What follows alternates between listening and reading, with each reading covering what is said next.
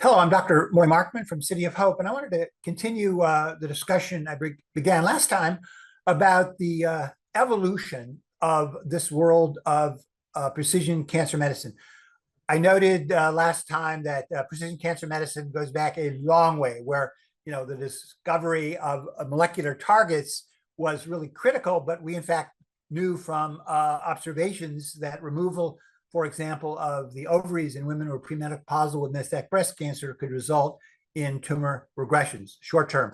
But we moved on to the diagnostic realm where we could identify by immunohistochemistry, and then, of course, by actual molecular targets, a particular target that could be used to predict for the benefits of or the lack of benefits of a particular therapy.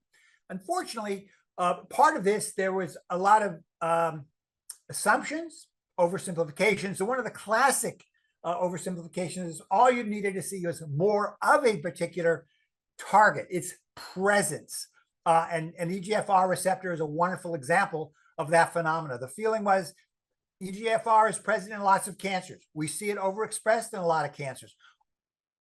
All we need to do is look at cancers where we see EGFR overexpressed by a variety of techniques, and we should then be able to target those tumors with drugs that interfere with EGFR activity, biological activity for the tumor to grow.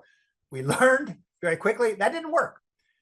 I obviously don't know how many billions of dollars were spent by the pharmaceutical industry looking for the activity of such drugs simply in the presence of overexpression. In the breakthrough, a major breakthrough, was the understanding, which obviously is relevant today, that yes, in some settings, overexpression is critical, such as estrogen receptor, progesterone receptors, HER2 overexpression. But in the case of EGFR, it was particular, well-defined mutations.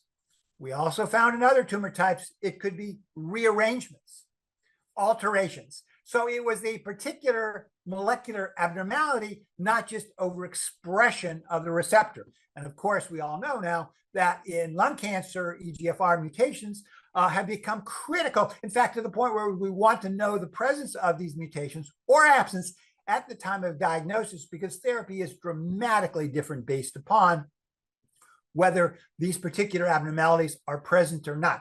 Sometimes we see that in the frontline setting. Sometimes it's in the second line or resistant setting where these mutations are critical, but in almost every tumor type now, and maybe it's fair to say every tumor type, the presence or absence of very specific molecular abnormalities are critical in defining optimal therapy. That's where we are today. And I thank you for your attention.